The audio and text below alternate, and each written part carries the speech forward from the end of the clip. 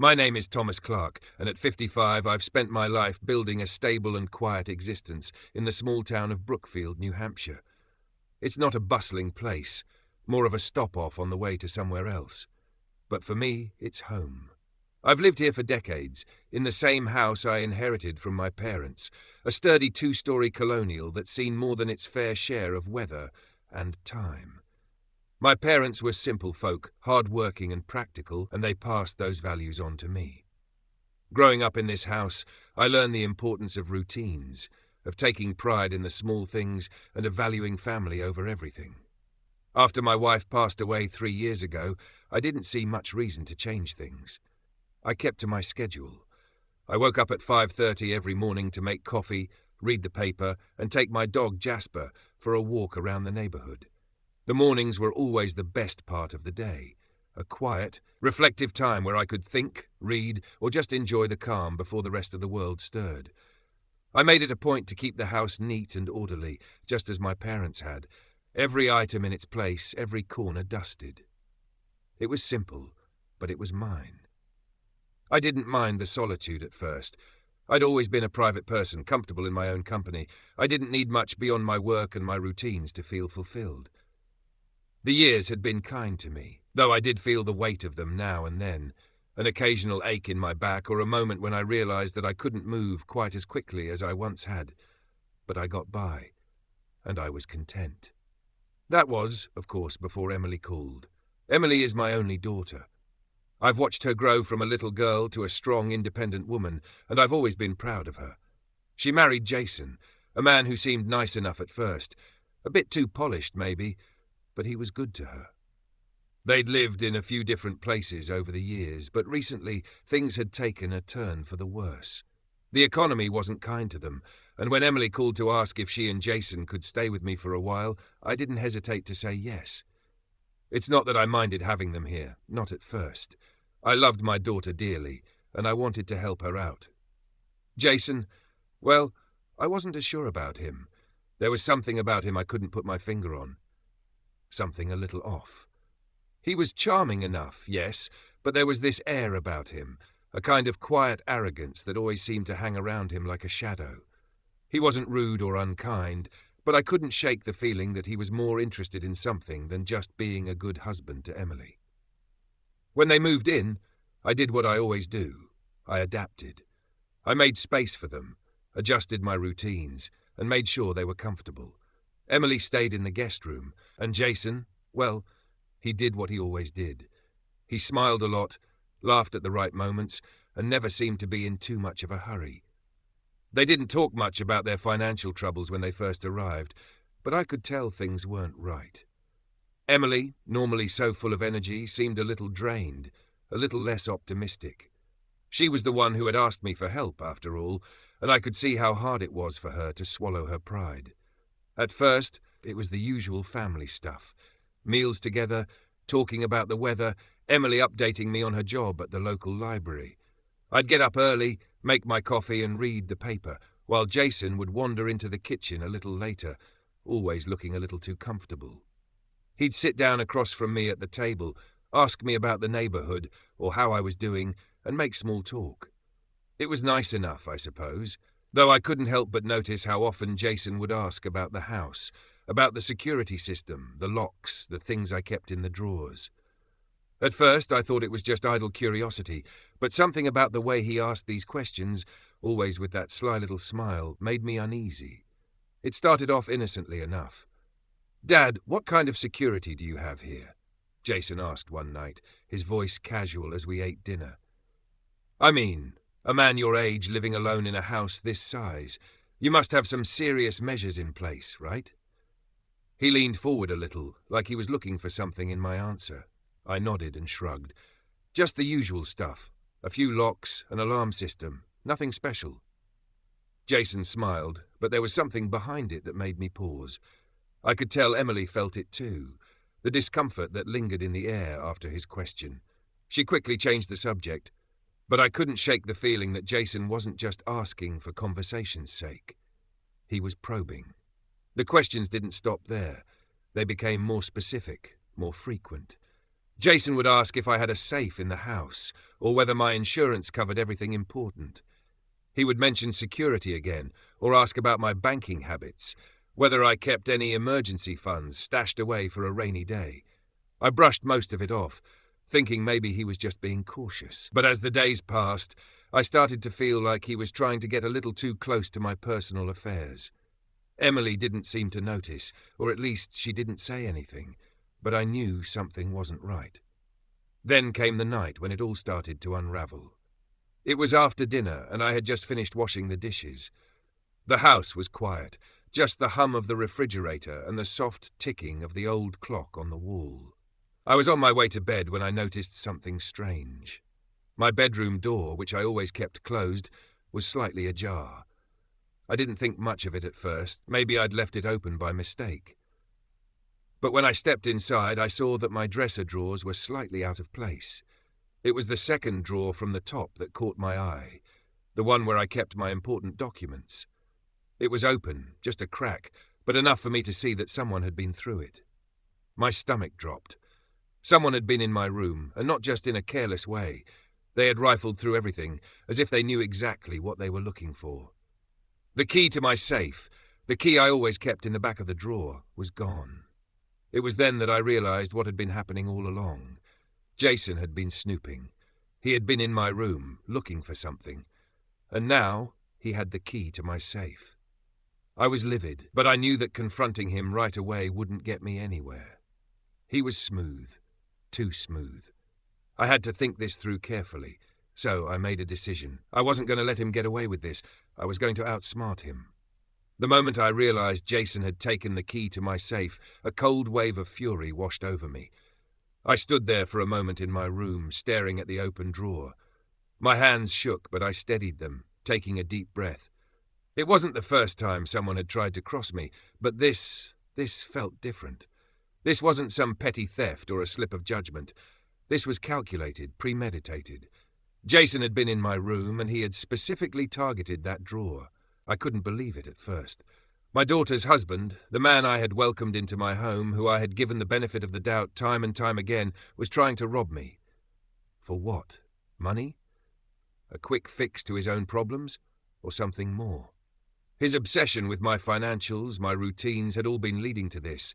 The theft of the key to my safe, where I kept not just cash but documents that no one, especially not him, should have had access to. I stood there, feeling the weight of the situation pressing on my chest. The house, the place I had worked so hard to make a sanctuary, suddenly felt foreign, like an unfamiliar prison. The thought of Jason going through my things, touching what was mine, filled me with a mixture of rage and disgust. But there was no time for anger. I needed to think. I couldn't rush into confrontation. I had to be smart about this. I knew something had been wrong for a while. Jason's questions were too specific, his interest too keen. Every casual mention of security, bank accounts, insurance, had been the clues I had ignored or dismissed as harmless. He had been studying me, figuring out how to exploit my trust. But now I had the upper hand. I couldn't confront him without evidence. It was crucial that I caught him in the act, not just for my peace of mind, but to protect Emily. She would never believe me if I didn't have concrete proof. I needed a plan, something clever, something that would expose him without leaving me vulnerable. The last thing I wanted was to become a victim of his desperation. So I began to devise a strategy. I was an older man, yes, but I wasn't naive. I'd lived a long life and had dealt with far worse than Jason's petty scheming. Over the years, I'd learned that the best way to deal with a snake in the grass wasn't by trying to confront it head-on. No, it was by luring it into a trap, and that's exactly what I was going to do. The next day, I drove into town to buy a small spring-loaded confetti cannon. I know it sounds strange, but in my mind, it was the perfect solution. The mechanism was simple, a small explosion of glitter when triggered, but it would send a clear message. I wanted Jason to be caught, not just with the key, but with his hands dirty. Glitter seemed like a fitting way to mark him, a loud, messy reminder that he had been found out. It was a non-violent way of confronting him, and it had a certain poetic justice to it. If he was going to steal from me, he was going to do it under the spotlight. I also picked up a small, discreet security camera. It was motion-activated, perfect for what I needed. I wasn't about to rely on just a simple trap. No, I needed to record everything. His movements, his actions, the way he'd try to cover his tracks once he realized the jig was up. The camera would capture everything. I could almost hear him, in my mind, slipping into my room like a thief in the night, thinking I was none the wiser. Back home, I set to work. I carefully rigged the confetti cannon inside the second drawer of my dresser, the same drawer where I had always kept my financial documents. The trigger was sensitive enough to go off when someone reached into the drawer, but not so sensitive that it would go off with a casual touch. I placed a dummy key inside the drawer to act as bait, knowing that Jason would snatch it up without a second thought. The real key? I had it hidden away, far from prying hands. While I was setting up the cannon, I took a moment to think. This wasn't just about the key. This was about my daughter. I had always protected Emily, but now I had to protect her from the man she had married. Jason was using her trust, manipulating her, and I couldn't let that continue. Emily was still too blinded by love to see what was really happening. She didn't know about the gambling debts, the lies, the way Jason had been stealing from her too. I needed her to be safe, to see the truth for herself, even if it meant hurting her in the process. As I finished adjusting the camera, I felt a surge of determination. Jason was going to make his move tonight. I had no doubt about that. He'd been too careful, too calculating. It would be the perfect storm. Me pretending to sleep, the trap set, the camera recording his every move. He would think he was stealing from me in the dark, but the truth would be exposed in brilliant technicolor. I went over the plan again and again in my mind. I had everything I needed. All I had to do was wait. That night, I pretended to be exhausted. I took my usual sleeping pill and made sure Jason saw me do it. He always seemed to be so observant, always watching, always calculating. I wanted him to think I was completely vulnerable. That was the key to his overconfidence, the assumption that I was too old to notice, too tired to care. He was wrong. I lay in bed, my phone beside me, with the camera feed open on the screen. I waited, feeling the minutes stretch on. At first, all I could hear was the house settling, the soft creaks of old wood in the stillness. But then, around midnight, I heard the footsteps. They were slow, deliberate. The kind of steps a man takes when he's certain no one is watching. Jason crept up the stairs, avoiding the squeaky steps, careful not to make a sound. He was being too careful. The thought made me smile. He was walking right into my trap. He reached the top of the stairs, and I heard the handle of my bedroom door turn. I could see his shadow through the barely cracked door. My heart raced. This was it. Jason stepped into the room, moving as quietly as he could, but there was no way for him to know that I was watching him. He approached the dresser, reaching for the drawer. I could feel my pulse quicken, the anticipation building, and then, without warning, the confetti cannon went off with a loud pop, showering Jason with glitter. It was beautiful. Silver and gold glitter exploded everywhere, covering him from head to toe. He stumbled back, his hands flying to his face as he tried to brush the glitter off. It was impossible. The glitter stuck to everything. His clothes, his hair, his skin. He looked like a walking carnival, covered in the brightest confetti, unable to hide from what he had done. I didn't move. I stayed perfectly still in my bed, pretending to be asleep. But inside I was smiling. I could hear him swearing under his breath as the glitter settled around him like a cloud of shame. He looked like a man who had been caught in the worst possible way, a thief exposed. I sat up in bed, turning on the lamp. "What on earth?" I said loudly, feigning surprise. Jason froze, his eyes wide, his body covered in glitter from head to toe. He opened his mouth to speak, but no words came out. He was caught, and he knew it. "I thought I heard a noise," he stammered, his voice trembling. It was the lamest excuse he could have given, but I didn't say anything. I didn't need to. Before I could ask another question, Emily rushed into the room. "Dad, are you okay?" she asked, concern evident in her voice. Her eyes moved to Jason, and the confusion on her face was instant. Jason tried to explain, but his words didn't make sense. His face, covered in glitter, said everything. I motioned to the open drawer, the dummy key sticking out like bait. "What were you doing in my drawer, Jason?" I asked calmly. I thought I heard something," he repeated, his voice barely a whisper. Emily looked at me, then at him, and I saw the shift in her expression, the realization. "Why are you covered in glitter?" she asked sharply. Jason's face drained of colour as he stuttered an explanation, but it was clear that Emily was already starting to put the pieces together. I pulled out my phone and played the recording from earlier that week. Jason's voice, clear and unmistakable, filled the room. "The old fool keeps everything important in there," he'd said. "Cash, jewellery, probably more bank information. The bastard." The words hit like a punch to the gut. Emily stood frozen, her face pale as she listened. The betrayal was undeniable.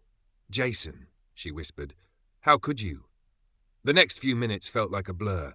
Emily demanded Jason leave the house immediately. He tried to argue, but there was no escaping the truth. He had planned to steal from us. He had lied, manipulated, and used Emily's love to cover his tracks. I watched him gather his things, his hands still shaking from the glitter explosion. There was no more pretending. He had been exposed, and he knew it. As Jason walked out the door for the last time, Emily and I stood in the silence that followed. Everything had changed. The door slammed behind Jason, the finality of it ringing in my ears. The house felt emptier now, the silence heavy, almost suffocating. I stood there in the hallway, watching Emily crumple into a chair, her face pale and eyes wide, as if she couldn't quite comprehend what had just happened. A part of me wanted to comfort her, to tell her it was all going to be okay, but I knew it wasn't. Not right now. Not after this. "Emily," I said, my voice quieter than I intended. She didn't look up immediately. The betrayal had hit her hard, and I could see it in the way her shoulders hunched in defeat, her hands trembling in her lap. I didn't know how much of this she had suspected before tonight, but I could tell from the look on her face that she hadn't imagined it would be like this. "Dad?" Her voice cracked, and she finally looked up at me, her eyes full of confusion and hurt. I didn't know. How long did you know?" The question hung in the air, too heavy to answer easily. The truth was, I had known something was wrong for weeks, maybe longer, but I had kept it to myself, hoping I was just being paranoid, hoping that the man Emily had chosen to marry wouldn't be the one to break her heart in this way. I didn't have an answer for her. How could I explain that I had suspected something wasn't right but hadn't wanted to believe it? That I had hoped against all odds that Jason wasn't the man I feared he might be? That I had watched him, listened to his questions, seen the way he watched me, and yet kept quiet because I didn't want to cause any more trouble in Emily's life? The guilt of that was crushing. "I'm sorry, Emily," I said finally, my voice thick with emotion. I had failed her. I hadn't protected her from this sooner. "I should have told you. I should have confronted him, but I thought." I trailed off. There was no good excuse for what had happened, no good reason why I hadn't said anything sooner. She nodded slowly, wiping at her eyes, trying to hold herself together. I can't believe he was planning to steal from you, from us, and I didn't see it. I didn't know." She buried her face in her hands, her body shaking with emotion. It was too much for her to process in one moment, and I couldn't blame her for that. "I know, sweetheart," I said, stepping closer and placing a hand on her shoulder. "I didn't want you to know. I wanted to protect you from this, but he left me no choice. He was going to take everything, Emily. He had already been planning it for weeks, using your love for him to cover his tracks." She shook her head as if trying to deny the reality of it all. But we had no idea. He seemed so normal, so kind. She looked up at me, her eyes filled with disbelief. How could he do this to me, to you? I didn't have an answer to that. How could anyone betray the person they claimed to love? How could Jason, someone who had promised to take care of her, have been the one to hurt her the most? I knew the answer. Desperation, greed, and a lack of moral integrity. But it didn't make it any easier for Emily to hear, for a daughter to learn that the man she loved and trusted was capable of such deceit. "Dad, I feel so stupid," she whispered, her voice breaking. "I should have seen the signs, I should have known. But I was so focused on trying to make things work, trying to be supportive." Her voice trailed off, and I could see the guilt rising within her, the feeling of being deceived, of being let down by someone she had trusted. "Stop," I said, pulling her into a hug. "You did nothing wrong. He played you, Emily. He lied to you every single day. You couldn't have known what he was hiding. None of us could. She leaned into me, her sobs muffled against my chest. I felt helpless, knowing that there was nothing I could say to make it better, nothing I could do to take away the hurt. I wanted to take this all away for her, to shield her from the betrayal and the shock. But I knew I couldn't. Not this time. The next few hours were a blur. Emily had a lot of questions, and I had answers, but none of them were easy to give. We talked for a long time, sorting through the pieces of what had happened. Jason's gambling debts, his lies about job opportunities, his questions about our finances. I told her everything, every bit of suspicion I had tucked away in the back of my mind. I didn't want to keep secrets from her anymore. She deserved to know the full truth, even if it meant shattering the illusion of her perfect marriage. By the time we were done talking, it was well past midnight. Emily had stopped crying, but the tension between us still hung in the air, thick and suffocating. I didn't want to leave her alone, but I could see the exhaustion in her eyes. She needed time to process everything, to understand what had happened and what came next. "I'm going to bed," she said quietly, standing up and wiping her eyes. "I don't know what to do, Dad. I feel like I'm in a dream, like I'm going to wake up and this won't be real." "I know, sweetheart," I said softly, placing a hand on her arm. "But it is real, and we'll get through it. I'll be here no matter what. You're not alone in this." She gave me a weak smile before heading upstairs, and I watched her go, the weight of everything pressing on me once again. I couldn't help but wonder what would happen now. What would become of Emily? Would she ever be able to trust again? And what about Jason? What would he do next? I had no answers to those questions, but I knew one thing for certain. I couldn't let him get away with this. Jason had betrayed my daughter, and he had tried to steal from both of us. I had let him into my home, trusted him, and this is what he did. He thought he could get away with it, but he was wrong. The house was quiet once again, but I could no longer find peace in the familiar stillness. The safe had been compromised, and the trust I had extended to Jason was shattered. Tomorrow would bring more questions, more decisions. I didn't know where things would go from here, but I knew one thing. I wasn't going to let Jason destroy my family. He had made a mistake thinking I wouldn't notice, thinking I wouldn't act. But now that I knew the truth, I wasn't going to stop until I made sure he faced the consequences for what he'd done. The days that followed felt like a blur. Jason's departure was the beginning of a new chapter. One that I hadn't expected, but one that, in some strange way, felt almost necessary. My house, once filled with the hum of Emily and Jason's presence, now felt eerily quiet. I had to adjust, too. No more waiting for Jason to come downstairs with his questions about the safe, no more pretending that everything was fine when I knew the truth. The peace I had once found in my routines was now tainted with the knowledge of betrayal. But I was determined to make things right, for both Emily and myself. Emily spent most of the first few days in a fog. She barely ate, barely slept. I could see the toll it was taking on her. Her bright, lively personality seemed dulled by the shock of Jason's betrayal. She was lost in her thoughts, replaying everything. The moments when she should have seen the signs. The moments when she trusted him more than she should have. She would sit at the kitchen table, staring out the window, as if she could see the answers to the questions she hadn't been able to ask. I let her take her time. There was no rush for her to heal. I knew the weight of betrayal would take its toll on her, and I didn't want to force her into anything she wasn't ready for. She had every right to feel the way she did, to question everything about her life with Jason. All I could do was be there for her, offer comfort when I could, and stay patient, letting her work through it at her own pace. One morning, after a week of silence between us, Emily finally broke the quiet. We were sitting at the kitchen table, each of us with a cup of coffee in front of us, the steam rising from our mugs. I hadn't said much, not knowing how to bridge the gap between us. But Emily had been avoiding my eyes, her gaze distant, focused on something far beyond our small kitchen. "I can't believe I didn't see it," she said, her voice thick with emotion. "How could I not see how manipulative he was? How selfish? I feel like I've lost a part of myself, Dad. I've lost the man I married." I put my coffee cup down and reached across the table, placing my hand over hers. Her fingers were cold. and I could feel the tremor in them. I wanted to say something, something that would ease the pain, that would make her feel better. But the truth was, there were no easy words for this kind of hurt. All I could do was remind her that it wasn't her fault. She had trusted him, she had loved him, and Jason had taken advantage of that. "Sweetheart," I said, my voice steady, though my heart ached for her, "you didn't do anything wrong. You loved him, and you trusted him.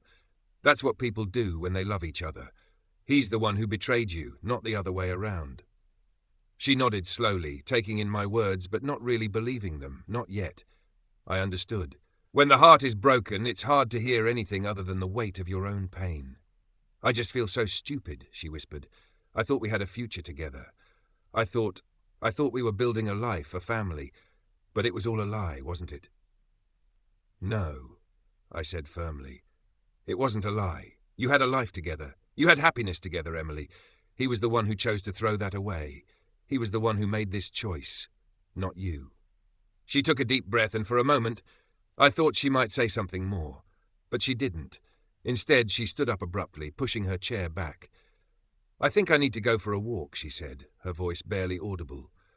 I watched her leave the house, walking with purpose down the long gravel driveway. She needed time. I understood that. And I knew that if I pushed her too much, too fast, she'd only retreat further into herself. But I couldn't help but worry. How was she going to heal from this? How could I make her feel safe again? That night, I decided to do something I hadn't done in years. I took a walk myself. Not that it would solve anything, but I needed to get out, to clear my head. I found myself wandering down to the lake that sat at the edge of town, a place I used to go to when I needed time to think. The calm waters, the quiet solitude, always helped me sort through the mess in my mind. The sun was setting as I arrived, casting long shadows across the shore. I sat on a bench, the cool evening breeze ruffling my hair. The lake was calm, a perfect mirror of the sky, and for a brief moment I was able to breathe. I thought about Jason. I thought about how he had come into our lives so confidently, so charming, pretending to be the perfect son-in-law. I remembered the first time I met him, how he'd smiled and shook my hand, how he'd been so respectful, so full of promises. But I had missed something then. I had missed the calculating look in his eyes, the way he always seemed to be measuring people, weighing his options. He wasn't just in it for Emily. He was in it for what he could get. And I had let him into our lives, into my home, without realizing what he really wanted.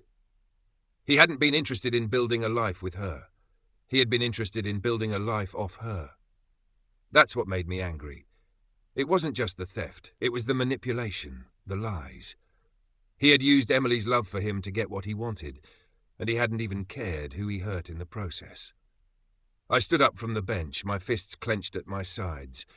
I had made a promise to myself that Jason would face the consequences of his actions. I wasn't going to let him walk away from this. He had hurt my daughter, and that meant he had hurt me too. By the time I returned to the house, the lights were on in Emily's room. I didn't know what she was thinking or how long she'd been gone, but I knew she was trying to process everything in her own way. When I went inside, I found her sitting on the couch, a cup of tea in her hands. She was looking out the window, her eyes distant, but there was something different in her expression now. She was no longer consumed by the shock of what had happened. There was a quiet strength about her, something I hadn't seen in a while. "I think I'm ready to move forward," she said quietly, her voice steady, though it still trembled slightly. "I don't know how yet, but I'm not going to let him define me anymore." I smiled, a sense of pride swelling in my chest. "I'm proud of you, Emily. You're stronger than you know." She nodded, a small smile tugging at the corners of her lips. "Thanks, Dad. I'm still angry, but I'm not going to let that anger destroy me." I sat down beside her on the couch, my arm around her shoulders. We didn't need to say anything more. Sometimes words weren't necessary. We just needed each other. And in that moment, I knew everything was going to be okay. Not right away, but eventually. We'd get through this together. And whatever happened, I'd be there to protect her. The next morning, I woke up early as usual, but there was a lightness in the air. The house still felt strange, quieter than before, but there was a sense of resolve now. Emily had taken the first step toward healing, and I knew that, in time, she'd find her way. As for Jason, well, I wasn't done with him. He had hurt my family, and I wasn't going to let him get away with it. I had no idea how things would unfold, but I was going to make sure that Jason faced the consequences of his actions. No one messed with my daughter and walked away unscathed. The days turned into weeks, and life, though quieter, started to settle into a new rhythm. Emily and I didn't speak much about Jason, but the air was thick with the unspoken understanding that things would never be the same. I could see that she was trying to make sense of everything that had happened, but I knew it wasn't easy. Trust is fragile, and once broken it takes time, sometimes years, to rebuild. I wasn't sure if she would ever truly forgive herself for not seeing Jason for who he really was, but I wasn't going to let her shoulder that burden. He was the one who had done this, not her. In the weeks that followed, Emily started spending more time away from the house. She would go to the library for work, spend time with her friends, and slowly she began to reconnect with the parts of herself that Jason had tried to strip away. I could see it in the way she walked a little taller, smiled a little brighter. She wasn't just recovering from the betrayal. She was reclaiming her independence, her strength. I admired her resilience. It reminded me of something I hadn't thought about in years, my own ability to endure, to keep moving forward no matter what life threw at me. The truth was, I had been through my own share of hardship, and I knew how to handle adversity. I just hadn't realized how much of that strength I had passed on to her. Emily had always been the one to need protection, but now I could see that she was growing into someone who could protect herself, and protect me too, if it came to that. One evening, after a long day of work and errands, Emily and I found ourselves sitting on the back porch, drinking iced tea and watching the sunset. The sky was streaked with orange and pink, the kind of view that always made me feel like the world wasn't such a bad place after all. We sat in comfortable silence, the kind that only comes with time and mutual understanding, when words aren't necessary to fill the space between people.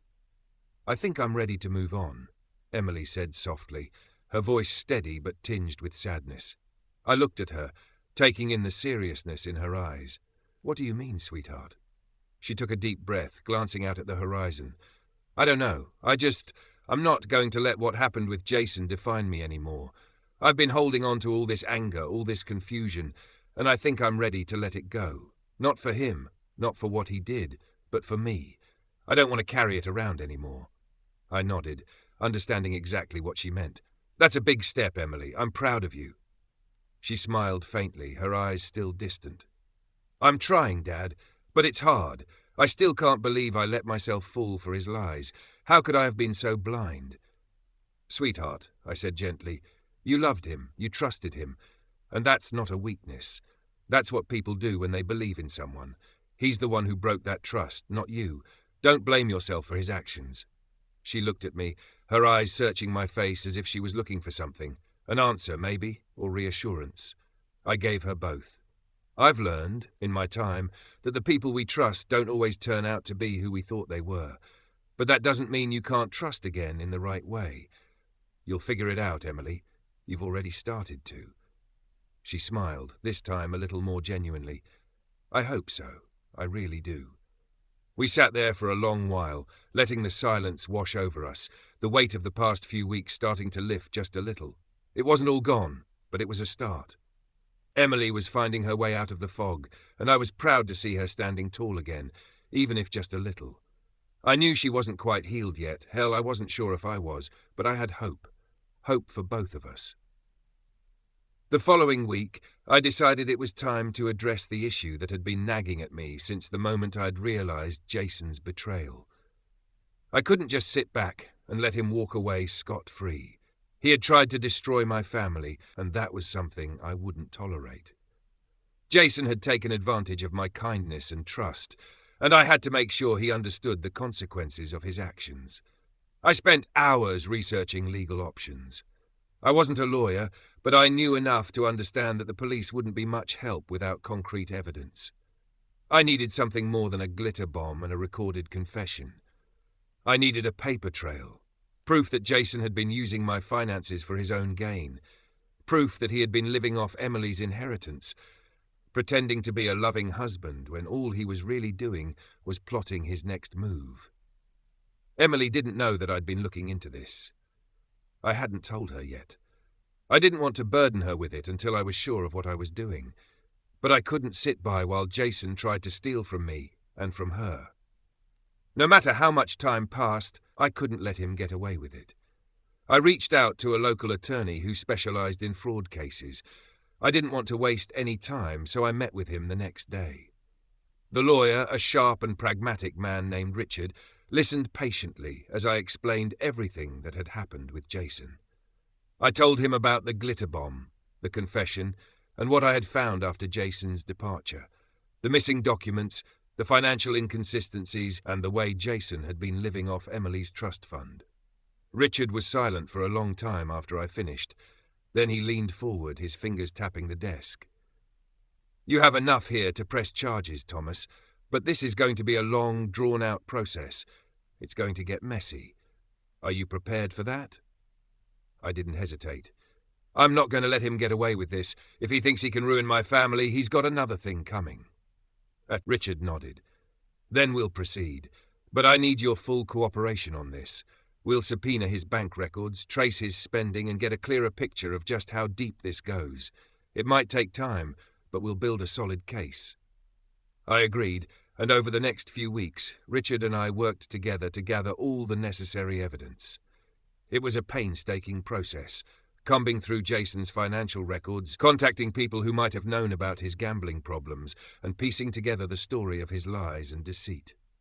As the evidence mounted, I felt a quiet satisfaction growing inside me. Jason had tried to take everything from me, my trust, my daughter's safety, my peace of mind. But I wasn't going to let him. Not now. Not ever. A month passed, and Emily seemed to be healing. She had started dating again. Nothing serious, just casual, but it was a sign that she was opening up, learning to trust herself again. We had dinner a few times with her friends, and I could see her smile more, laugh more. The old Emily was coming back, and it filled me with pride to watch her. One evening, after a long day of meetings, I returned home to find Emily sitting on the porch, waiting for me. She was holding a piece of paper, her fingers nervously tracing the edges. "I got a letter from Jason today," she said quietly, looking up at me. My heart sank. I'd been expecting this, but I wasn't prepared for the anger that surged within me. "Did he try to reach out to you?" I asked, my voice tight. She nodded, her eyes sad. "He wants to talk. He says he's sorry, that he's changed, that he wants to make things right." I sat down beside her, my mind racing. "You don't have to listen to him, Emily. You don't owe him anything." She sighed, her gaze on the horizon. "I know. I don't know why I'm even considering it, but part of me still wants to believe that he's telling the truth." "Emily," I said gently, "you don't need to believe him. You don't need to give him that power over you anymore. You've already started moving on. Don't let him pull you back into the past." She looked at me, her eyes full of uncertainty. "I know. I just don't want to regret it, but I don't know if I can ever forgive him." I placed my hand on hers. "Forgiveness is something you do for yourself, not for him. You're stronger than you think, and you're not alone in this." She smiled faintly, the weight of the decision still heavy on her shoulders, but I could see the strength in her eyes now, the strength she had found in herself. "I'll figure it out, Dad," she said, her voice quiet but firm. "I'm not going to let him hurt me again." And with that, I knew that Emily was truly starting to move forward, that she was ready to face the future, whatever it held. As for me, I wasn't done with Jason yet. But one thing was clear. Emily had learned the most important lesson of all: how to protect herself, how to trust again, and how to move on from the pain. The process of gathering evidence against Jason felt endless. The days blended together, each one a blur of meetings with the lawyer, hours spent combing through bank statements, tracing financial transactions, and documenting the many lies Jason had told. It was a grueling process, and though I felt a sense of satisfaction with every piece of evidence we uncovered, it also left me drained. Each document I reviewed seemed to uncover something new, a deeper lie, a more insidious betrayal. Jason hadn't just taken my trust, he'd taken so much more. But I wasn't going to stop. The anger I had initially felt began to burn in a different way. It was no longer just about Jason's betrayal. It was about making sure he faced the consequences. I couldn't let him get away with this. Not after everything he had done to Emily, to me. I knew I had to push through, even when it seemed like the weight of it all might break me. Emily needed to see that we could fight back, that we could stand up to him, and that no one had the right to take what wasn't theirs. At the same time, Emily was doing better. She was starting to rebuild her life, piece by piece. She'd gone back to work at the library, and while it wasn't the same as before, there were still moments when she'd stop and stare, lost in thought. There was a lightness in her step that hadn't been there before. She was finding her footing again, and I could see the strength in her. It made me proud. She was healing, slowly but surely. The path wasn't easy, but she was walking it, and I could see her starting to trust herself again. Still, she couldn't escape the cloud that hung over both of us. Jason's shadow was long, and I could tell she was still struggling with his words, with his attempts to get back into her life. But she wasn't the same person who had married him. Emily had changed, not in a way that was obvious or dramatic, but in a way that would stay with her forever. She didn't speak about Jason much anymore, but one evening, as I was finishing dinner, she caught me off guard. We were sitting at the kitchen table, the soft clink of silverware filling the silence when she finally spoke. "Dad, I've been thinking," she began, her voice quieter than usual. I looked up from my plate, sensing the heaviness in her words. "About what?" She took a deep breath before continuing, her fingers tracing the rim of her glass. "I've been getting letters from Jason. He says he wants to meet, to apologize, to fix things. He says he's changed." She let out a frustrated sigh. "And part of me wants to believe him. I want to believe that he's sorry, that he's a different person now." I put my fork down, pushing the plate aside as I gave her my full attention. "Emily, you know what he did to you. You know what kind of man he really is." She looked at me, her eyes full of confusion and pain. "I know, but what if he's telling the truth? What if he really is different?" I shook my head slowly, feeling a knot tighten in my chest. "Sweetheart, people like him don't change. People who lie and manipulate the way he did don't just wake up one day and decide they're going to be different. He's trying to manipulate you again, Emily. Don't let him." She looked down at the table, her shoulders sagging. "I don't want to be angry forever, Dad. I want to know that I'm making the right choice." I reached across the table, taking her hand in mine. "The right choice is to protect yourself, to not let someone who's hurt you so deeply back into your life.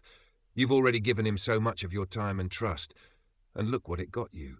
You can't let him do it again." Emily nodded slowly, her eyes filled with unshed tears. "I know you're right, but I'm scared. I'm scared that I'll never trust anyone again, that I'll always be looking for the lies." "You will trust again, sweetheart," I said firmly. "But not him. Not after everything he's done. You'll learn to trust yourself again, and you'll know when someone's worthy of that trust." She squeezed my hand, a silent agreement passing between us. For the first time in weeks, I saw a flicker of peace in her eyes. It wasn't gone. The hurt, the anger, the confusion, but it was starting to make sense. She was finally beginning to see that the real healing would come when she stopped waiting for Jason to change and started focusing on herself. The following days brought new challenges, but Emily seemed more at ease. She went to work with a new sense of purpose, taking on more responsibility at the library, even volunteering to help organize community events. It wasn't the life she had imagined when she'd first married Jason, but it was her life now, and she was making the most of it. As for me, the legal battle against Jason was ramping up. Richard, the attorney, was meticulous. We'd already subpoenaed his bank records and were working on gathering further evidence of his financial crimes. There were phone records, gambling debts, and other pieces of the puzzle falling into place. Jason had thought he could get away with it, but we were closing in on him. The more we uncovered, the angrier I became. Jason's desperation to cover up his tracks, his willingness to lie and cheat his way through life, it made my blood boil. It wasn't just the theft, it was the way he had used my daughter's love to manipulate her, to take advantage of everything she had. But I wasn't going to let him get away with it. Not now. Not ever. I wasn't just going to sit back and let him destroy everything he touched. I kept reminding myself that this wasn't just about me. It was about Emily's future. It was about making sure that no one, not Jason or anyone else, would ever hurt her again. I had to be strong for her, even when I didn't feel like I had the strength left to fight. One afternoon, as I sat in my office, reviewing some of the financial documents Richard had sent over, my phone rang. It was Emily. I hesitated for a moment before answering, not because I didn't want to hear from her, but because I knew she was still working through her emotions, still trying to figure out how to deal with everything. "Hey, sweetheart," I said, my voice warm. "How's your day going?" "It's going okay," she replied, her voice a little lighter than usual. "Listen, I've been thinking about Jason. I know you've been handling the legal stuff, but I think I need to write him a letter." I felt my heart skip a beat. "A letter?" "Yeah," she said, her voice steady. "I need to tell him how I feel, what he did to me, but I also need to tell myself that I'm letting go. I think writing it down will help." I sat back in my chair, absorbing what she was saying. "I think that's a good idea, Emily. It'll help you get some closure, give you control over the situation." "I don't know if it'll be easy, but I think it's time," she said softly. "I'm not doing it for him. I'm doing it for me. I need to let go of the anger, Dad. I don't want it to eat me up inside anymore." "Take your time with it," I said gently. "And remember, it's okay to feel however you feel. There's no right or wrong way to move on. Just don't do it for him. Do it for you." There was a pause on the other end of the line before Emily spoke again, her voice filled with determination. "I will, Dad. Thanks." "You're welcome, sweetheart. I'm proud of you." After the call ended, I leaned back in my chair, a sense of peace settling over me. Emily was taking charge of her healing, and I knew it wasn't going to be easy, but she was finally on the right path. I'd done everything I could to help her get here, but now it was up to her to decide what came next.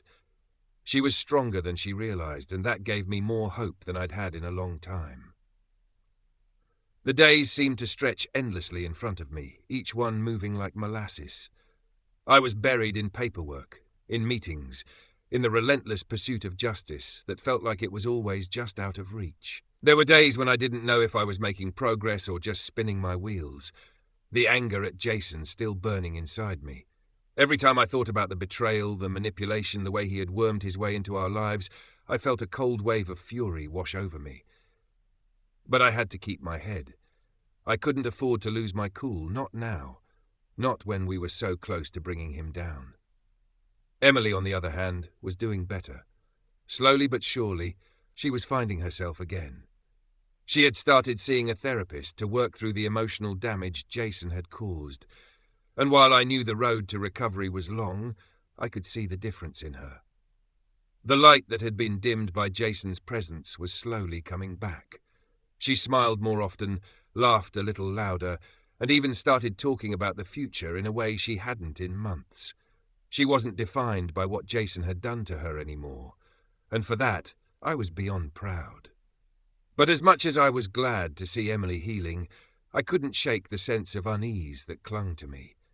There was still so much I didn't know about what Jason had been up to, and that gnawed at me. His gambling debts were still hanging over us like a sword, and I had a feeling that wasn't the end of it. I couldn't just let him go without knowing the full extent of his actions.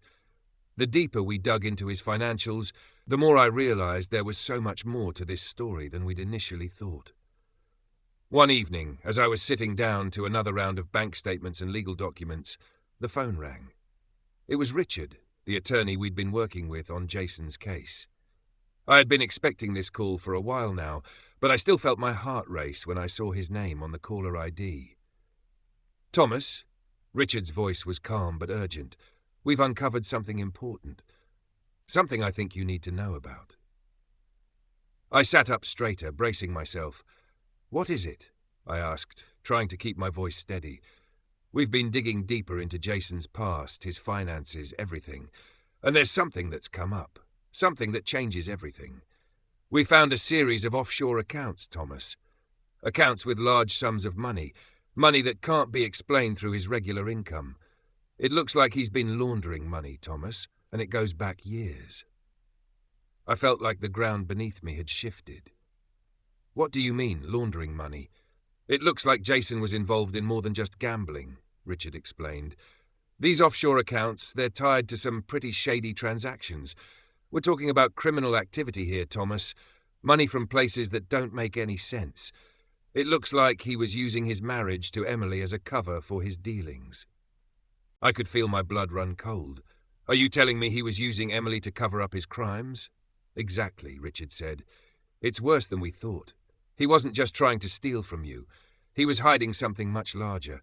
If we can prove this, it's not just about money anymore. It's about fraud, conspiracy, and a whole lot of other things. My head was spinning. This wasn't just a matter of betrayal anymore. This was criminal. Jason had been living a double life, and we had no idea. Emily had no idea. I had no idea. The anger I felt now was something darker, something deeper. Jason hadn't just been taking advantage of us financially. He had been using us to cover his tracks, to play the part of a loving husband while hiding his criminal activities. How did he get away with this? I asked, my voice barely a whisper. It's a good question. But the truth is, Thomas, he's been careful. He's been hiding these accounts for years, moving money around so it's difficult to trace. But now we've got him, and we're going to make sure he pays for this. We've got enough evidence to take this to the authorities. I felt my fists clench at my sides. This wasn't just about me anymore. This was about everything Jason had done, everything he'd tried to take from us. It was bigger than a simple betrayal. It was criminal. And now I had to make sure he paid for it. Richard, I said, my voice firm, I want everything. I want him to face the full consequences of his actions. I want to make sure he can't do this to anyone else ever again. You'll get it, Thomas. We've already started the process of filing charges. It's going to take time, but we're on the right track. I hung up the phone, my heart pounding in my chest. I couldn't sit back anymore.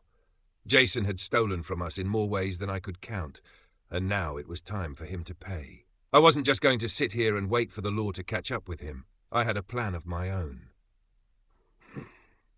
The next few weeks passed in a blur of phone calls, meetings, and legal wrangling.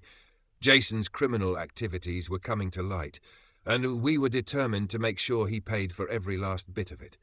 Richard had told me that once the charges were filed, it would only be a matter of time before Jason would be arrested. But there was still one thing that worried me. What would happen to Emily when everything hit the fan?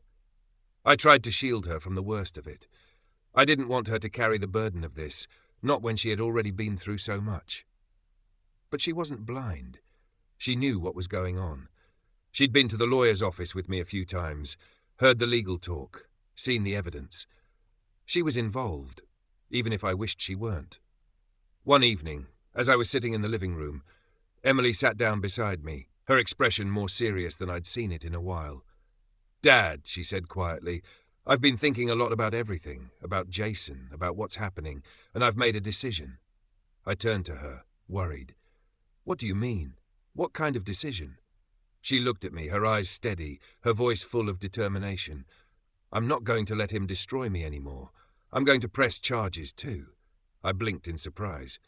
"Emily, you don't have to do that. You don't need to carry this weight. We've already got him. I'm handling it." She shook her head, a fierce look in her eyes. "No, Dad. I need to do this. I've spent so much time pretending everything was fine, hiding from what he did to me, but I can't do that anymore. I need to take control of my life again. I need to make sure he faces what he's done." I was quiet for a moment, looking at her. She was right. It wasn't just about what Jason had done to me, or even what he had done to our family. It was about Emily reclaiming her life, her power. And if pressing charges was the way she could do that, then I wasn't going to stand in her way. "I'm proud of you, sweetheart," I said, my voice thick with emotion. "You've already done so much, and if this is what you need, then I'm with you. We'll do this together." She smiled at me, her eyes filled with gratitude. "Thanks, Dad. I'm not afraid anymore." The charges were filed. The evidence against Jason was overwhelming, and it wasn't long before the authorities caught up with him. They arrested him, and the reality of what he had done hit hard. He wasn't just a failed husband, he was a criminal, and he was going to pay for everything. But Emily's journey wasn't over. She had taken a major step in reclaiming her life, but there was still healing to do.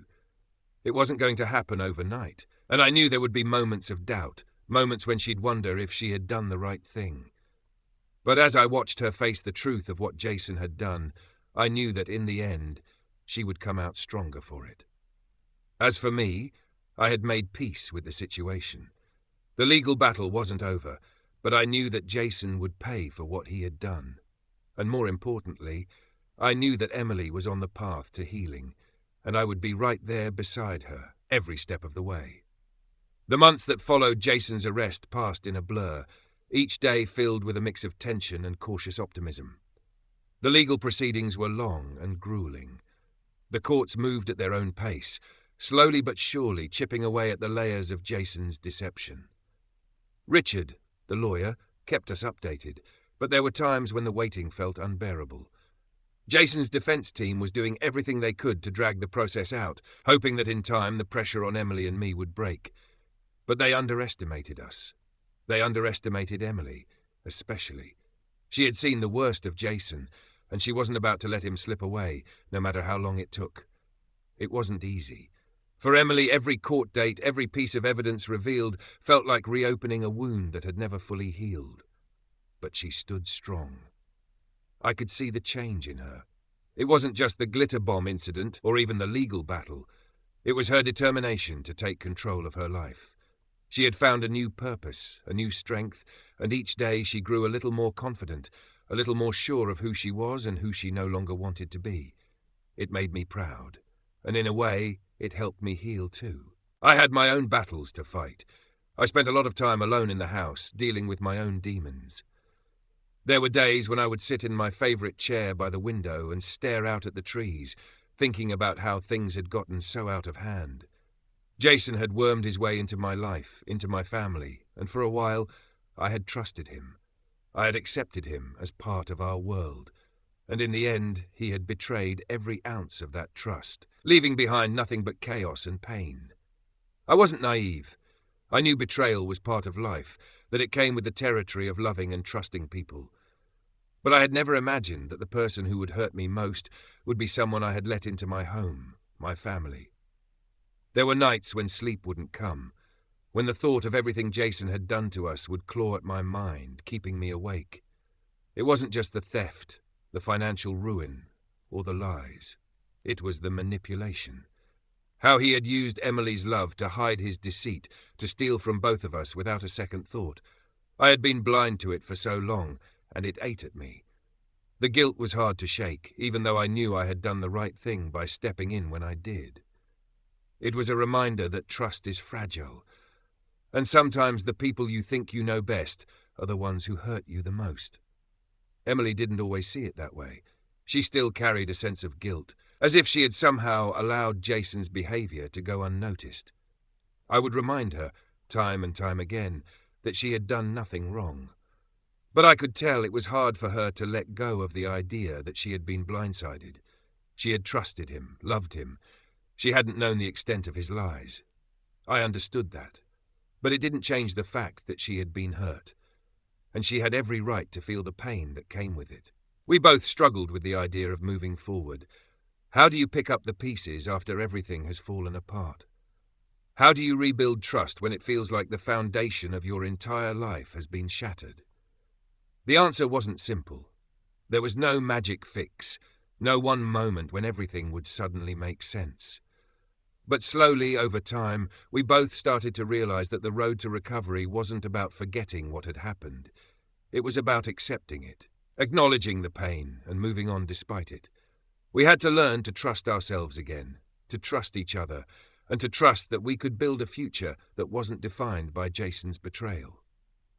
One evening, about 6 months after Jason's arrest, Emily came to me with a decision that caught me off guard. "I'm moving out," she said quietly, sitting across from me at the kitchen table, her fingers fidgeting with the edge of her napkin. I put down my coffee cup, my heart skipping a beat. "Emily, are you sure? I mean, you don't have to rush this. You can stay here as long as you need." She looked up at me, her eyes filled with a mixture of sadness and determination. "I know, Dad, but I think it's time. I've been thinking about it for a while. I need to start over. I can't keep living in this house, in this place that still feels so broken. I understood. I had known this day would come eventually. Emily needed her own space, her own life, separate from everything that had happened. I couldn't hold on to her forever, and I didn't want to. She had to spread her wings to heal on her own terms, but that didn't stop the part of me that felt like I was losing her all over again. "I'll help you with whatever you need," I said, trying to keep my voice steady. "If you need anything, a place to stay, moving help, whatever, I'm here." "I know, Dad," she said, smiling softly. "You've always been there for me. I need to do this for me. I need to live on my own, to find my own way again." I stood up and walked over to her, pulling her into a hug. It wasn't goodbye, not really. It was just the next step in her journey. I knew she wasn't leaving me behind. She was just learning to stand on her own, and that in itself was a victory. Over the next few weeks, we began the process of finding her a place of her own. It was a bittersweet experience, helping her pack up her things, watching her take the next step toward independence. There were moments when I felt like I was losing her, but deep down, I knew that wasn't true. She was becoming the woman I had always hoped she would be, strong, independent, and resilient. On the day she left, I stood at the door, watching her drive away. I felt a wave of pride wash over me, mixed with a sense of loss.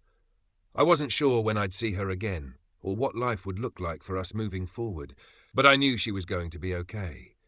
Emily had found her strength, and she was ready to face whatever came next. A few weeks later, the legal case against Jason reached its final stages. The evidence was overwhelming. He had been involved in money laundering, embezzlement, and a number of other crimes that tied him directly to a network of criminal activity. The trial was a formality. The verdict was inevitable. Jason would serve time, and he would face the consequences of his actions. But even as Jason's fate was sealed, I couldn't help but feel a strange sense of closure. I had fought for what was right, for Emily's future and my own. We had faced the darkness together, and now we were both moving forward. It wasn't easy, and it wasn't perfect, but it was progress. Life, as it always does, began to find its balance again. Emily settled into her new place, and we kept in touch, our conversations lighter now, filled with the kind of normalcy that we hadn't had in months. She was rebuilding, and so was I. The house felt quieter without her, but there was a sense of peace in it now. The weight of betrayal was still there, but it was no longer the defining factor in our lives. We had come through it together, and that was something no one could take away. As for me, I took each day as it came. I was still learning to trust again, not just other people, but myself. I had let my guard down with Jason, trusted him when I shouldn't have, but I wasn't going to let that define who I was. I had made mistakes, and so had Emily, but we had learned from them. And that was enough. We had survived the storm, and now we were both ready to step into the light. Life will inevitably throw challenges your way, and while you can't always control the obstacles you face, you can control how you respond to them. The key is to trust yourself, even when you feel like everything is falling apart. Surround yourself with people who genuinely care about you, and don't be afraid to lean on them when you need support. It's important to recognize that betrayal and disappointment, while painful, are often lessons in disguise. They teach you about resilience, about setting boundaries, and about knowing when to walk away from what no longer serves you. Let go of guilt. Sometimes we carry burdens that aren't ours to bear, and it's essential to understand that you can only control your actions, not the actions of others. Healing takes time, but it starts with accepting the situation, taking accountability where it's due, and learning to move forward with grace. Embrace your strength, even when it feels like you're not sure of yourself. Life is a journey of self-discovery, and each step, no matter how painful, brings you closer to becoming the person you're meant to be. Trust the process, and don't let fear of change hold you back.